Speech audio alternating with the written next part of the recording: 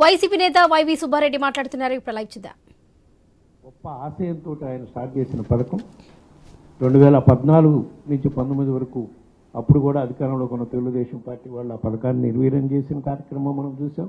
మళ్ళా వైఎస్ఆర్ కాంగ్రెస్ పార్టీ అధికారంలోకి వచ్చినాక స్వర్గీయ రాజశేఖర రెడ్డి గారు ఏ ఆశయంతో అయితే ఫీజు రియంబర్స్మెంట్ పథకాన్ని స్టార్ట్ చేశారో దాన్ని ఎంతో గొప్పగా 2019 నుంచి 24 వరకు మన పార్టీ అధ్యక్షుడు జగన్మోహన్ రెడ్డి గారి ఆధ్వర్యంలో రాష్ట్ర వ్యాప్తంగా అమలు చేశాం. కాబట్టి ఈరోజు ఎంతోమంది యువకులు ఇంజనీర్లు డాక్టర్లు అయ్యే పరిస్థితి ఈరోజు రాష్ట్రంలో వచ్చింది అని చెప్పి సందర్భంగా తెలియజేసుకుంటున్నాం.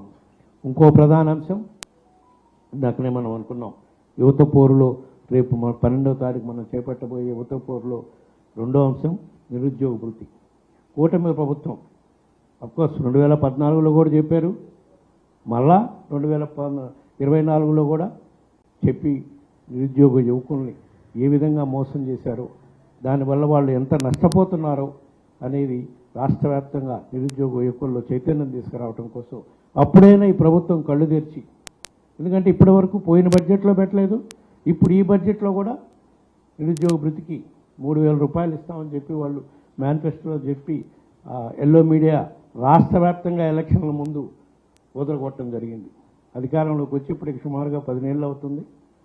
ఈ రోజుకి ఎక్కడా కూడా ఒక నిరుద్యోగ భృతి లేదు, అదేవిధంగా ఉద్యోగాలు ఇచ్చే ఆలోచన కూడా అసలు చేసే పరిస్థితి ఈరోజు కూటమి ప్రభుత్వం లేదు. కాబట్టి దీనిపై కూడా పెద్ద ఎత్తున ఉద్యమించాల్సిన అవసరం ఉంది. కాబట్టి ఈ 12వ తారీఖు జరిగే కార్యక్రమంలో ఇది కూడా ఒక ప్రధాన అంశం అని చెప్పి ఈ సందర్భంగా తెలియజేసుకుంటున్నాం.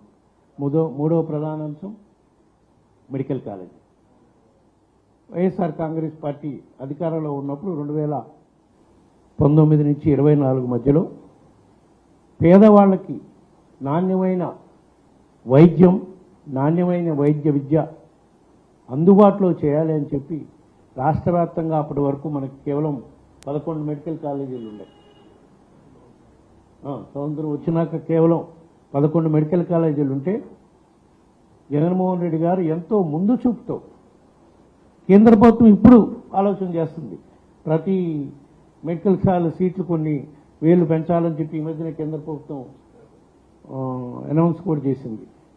బట్ మన పార్టీ అధ్యక్షుడు జగన్మోహన్ రెడ్డి గారు 2019లోనే ఆలోచన చేసి వైద్య రంగంలో విపరీతమైన మార్పులు తీసుకురావాలి, దానికి ప్రధానంగా మనం పేదవాడికి, గిరిజన ప్రాంతాల్లో ఉండే ప్రజలకి, ఎస్సీస్కి, దూర ప్రాంతాల్లో ఉండే వాళ్ళకి నాణ్యమైన వైద్య విద్య అందించడం కోసం 17 మెడికల్ కాలేజీలు స్టార్ట్ చేసి, ఆ మెడికల్ కాలేజీల్లో 5 మెడికల్ కాలేజీలు అడ్మిషన్స్ కూడా అయిపోయి సీట్లు కూడా లాస్ట్ ఇయర్ 1 ఇయర్ కోర్సు కూడా కంప్లీట్ చేసుకోవడం జరిగింది.